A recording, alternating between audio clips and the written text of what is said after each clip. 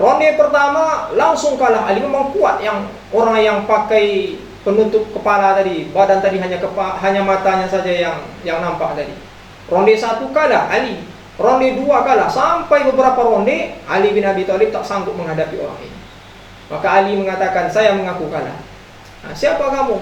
Saya penasaran, siapa kamu? Maka dibukalah penutup kepalanya oleh laki-laki tadi, dan ternyata laki-laki tadi adalah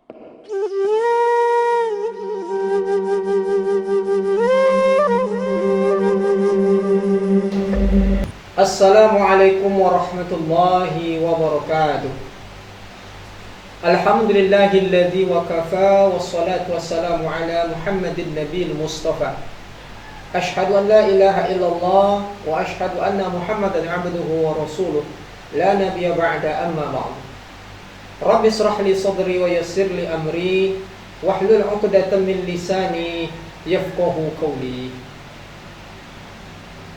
Yang dimuliakan Allah Subhanahu wa taala, para pendengar, kemudian para pemirsa Tutur Hidayah yang dimuliakan oleh Allah Subhanahu wa taala. Pada kesempatan kali ini kita akan membahas tentang tema yang berjudul peranan agama Islam terhadap generasi muslim. Di dalam sebuah kalimat yang sangat luar biasa pernah diucapkan oleh salah seorang sahabat Rasulullah yang mulia, yakni Imam Ali radhiyallahu anhu. Beliau berkata, "Syubbanul yaum rajalun ghad." Yang mana artinya adalah pemuda ataupun remaja hari ini adalah gambaran masa depan. Maka oleh sebab itu, pemuda hari ini ataupun remaja hari ini mempunyai peranan yang sangat penting terhadap agama, terhadap bangsa dan negara ini. Maka dalam sebuah ungkapan seorang proklamator Indonesia, dia pernah mengatakan, berikan saya 10 orang pemuda, maka akan saya goncangkan dunia ini. Maka oleh sebab itu, pemuda dan remaja harus mempersiapkan bekal yang sebaik-baiknya. Di dalam Al-Quran, Allah Subhanahu wa ta'ala mengatakan di dalam surah An-Nisa, A'udzubillahi minasyaitonir rajim, bismillahirrahmanirrahim. Wal yakhshal ladzina law taraku min khalfihim dzurriyyatan dhi'afa khafu 'alaihim. Allah mengatakan, dan hendaklah kalian takut meninggalkan generasi yang lemah dan mereka khawatir terhadap mereka. Lemah di sini artinya adalah bisa dalam artian lemah fisiknya, lemah ekonominya, dan yang lebih adalah lemah iman dan takwanya kepada Allah Subhanahu wa taala. Maka melihat beban tersebut, pemuda hari ini dan remaja hari ini punya tanggung jawab yang sangat besar. Maka oleh sebab itu mereka dituntut untuk mempersiapkan bekal yang sangat banyak. Dan yang paling penting, mereka harus mempersiapkan bekal. Ada 3 bekal yang harus mereka persiapkan. Yang pertama, bekal yang harus mereka persiapkan adalah yakninya peningkatan ilmu pengetahuan, yang kita kenal dengan iptek, ilmu pengetahuan dan teknologi. Manusia di samping diciptakan oleh Allah Subhanahu wa taala untuk beribadah sesuai dengan surah Az-Zariyat ayat 76. Bismillahirrahmanirrahim. Wa ma khalaqtul jinna wal insa illa liya'budun. Tidak aku ciptakan jin dan manusia kecuali untuk beribadah kepadaku, kata Allah. Dan juga manusia itu bertugas sebagai khalifatu fil ardh. Yang mana khalifah berarti mengelola, melestarikan alam ini, memanfaatkan alam ini demi kepentingan bersama. Dan tugas ini tidaklah mudah. Tidaklah mudah tugas ini, dan tidaklah ringan, tapi memerlukan pengetahuan dan ilmu. Maka melalui iptek, ilmu pengetahuan dan teknologi, manusia akan mampu mengemban amanat Allah Subhanahu wa ta'ala. Hadirin hadirat Tutur Hidayah, para pendengar yang dimuliakan oleh Allah Subhanahu wa ta'ala. Maka di dalam Al-Quran banyak contoh tentang bagaimana pentingnya ilmu pengetahuan dan teknologi itu harus dimiliki oleh umat Islam, terkhusus pemuda, pemudi dan remaja hari ini. Di dalam Islam kita juga kenal banyak ilmuwan muslim. Ada namanya Al-Jabar, ada namanya Ibnu Sina, dan beberapa yang lainnya. Yang mana mereka ilmuwan muslim yang menguasai ilmu pengetahuan dan teknologi kiraan. Di dalam Al-Quran sendiri, Allah banyak menceritakan bisa mengambil intisari yang berkaitan dengan ilmu pengetahuan itu sendiri. Kita kenal di dalam Al-Quranul Karim, pedoman hidup manusia, ada nama salah satu surah, yakninya adalah surah An-Nahl. Surah An-Nahl ini artinya adalah yang berbicara tentang lebah. Maka ada nama seorang peneliti, Harun Yahya, yang menceritakan, yang meneliti tentang makhluk Allah yang bernama lebah ini, yang Allah abadikan di dalam Al-Quran. Yang mana lebah ini di samping mempunyai hidup dan cara hidup yang sangat baik, kita bisa mengambil filosofi lebah di dalam hidup ini. Bisa diilmiahkan tentang lebah yang Allah ciptakan ini. Maka hadirin hadirat sidang yang dimuliakan oleh Allah Subhanahu wa taala, tutur hidayah yang dimuliakan oleh Allah Subhanahu wa taala. Inilah bekal pertama yang harus dimiliki oleh pemuda dan pemudi remaja di masa sekarang. Harus mempersiapkan bekal ilmu yang sebanyak-banyaknya dan yang sebaik-baiknya. Maka dalam sebuah hadis Rasulullah SAW juga mengatakan, "Man arada dunya fa'alaihi bi'ilmihi." Siapa yang ingin menguasai, mendapatkan dunia, fa'alaihi bi'ilmihi, maka dia harus dengan ilmu. Kemudian wa man arada akhirah fa'alaihi bi'ilmi. Siapa yang ingin mendapatkan dan menguasai akhirat juga dengan ilmu. Wa man aradahuma, dan siapa yang mendapatkan keduanya, dunia dia juga dapatkan, akhirat dia juga dapatkan, maka dia harus dengan ilmu juga. Maka hadirin hadirat pendengar tutur hidayah yang dimuliakan oleh Allah Subhanahu wa taala, ini tantangan besar bagi pemuda sekarang mempersiapkan bekal ilmu dengan sebaik-baiknya.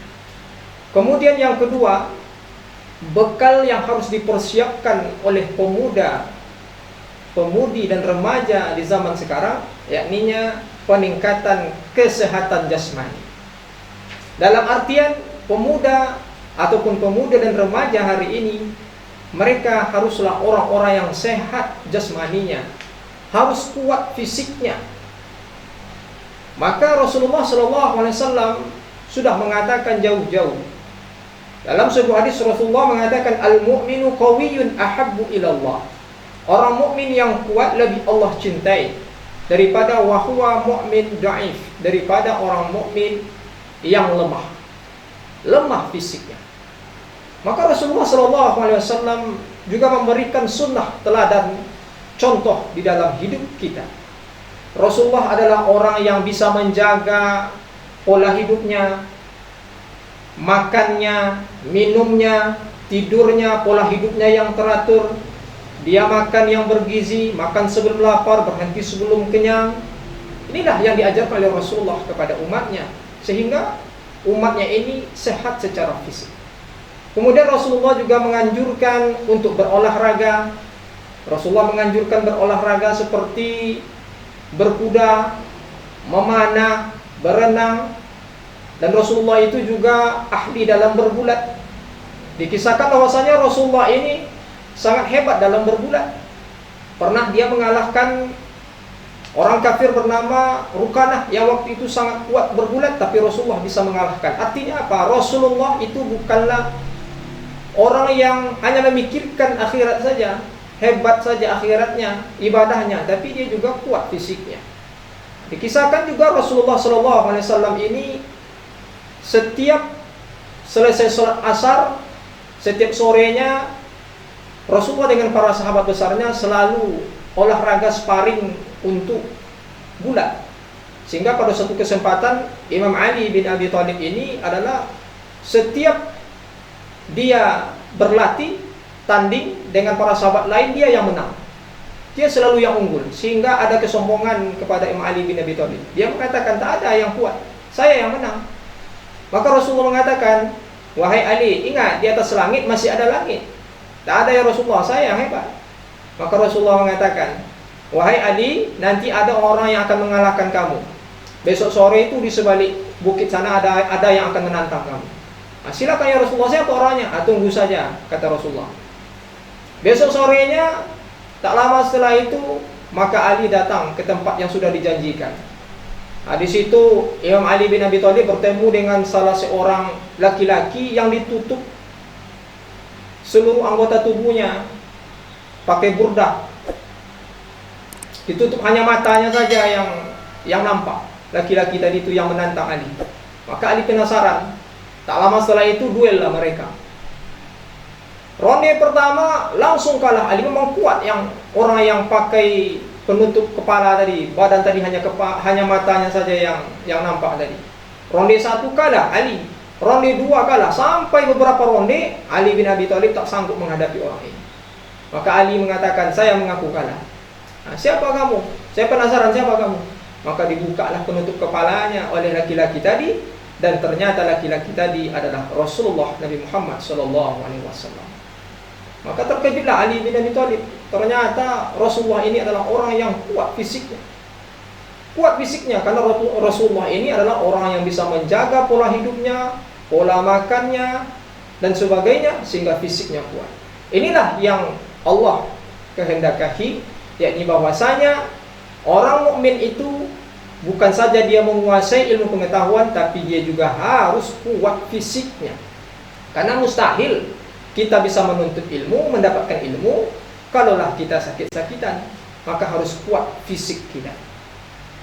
Hadirin hadirat yang dimuliakan oleh Allah Subhanahu wa taala, kemudian bekal yang terakhir yang harus dipersiapkan oleh pemuda, pemudi dan remaja zaman sekarang untuk menghadapi zaman yang begitu luar biasa sekarang ini, mereka harus membekali dirinya dengan imtak. Pembekalan peningkatan kualitas iman dan takwa kepada Allah Subhanahu wa taala. Jadi yang pertama tadi, iptek, ilmu pengetahuan dan teknologi harus dipersiapkan dengan sebaik-baiknya, tuntut ilmu sebanyak-banyaknya, setinggi-tingginya. Kemudian yang kedua yang harus dipersiapkan adalah badan fisik harus sehat dan kuat. Kemudian yang terakhir yang tak kalah penting, yakni adalah imtak, iman dan takwa. Inilah nilai atau plusnya bagi generasi Islam zaman sekarang yang tidak dimiliki oleh generasi selain Islam. Apa itu? Yakni adalah keimanan dan ketakwaan, kepercayaan kepada Allah Sang Rabbul Izzati. Bukan hanya duniawi saja orang Islam ini, tapi dia juga membekali dirinya dengan iman dan takwa kepada Allah Subhanahu wa taala. Sehingga dengan iman dan takwa ini ada sarana kontrol dari ilmu pengetahuan itu sendiri.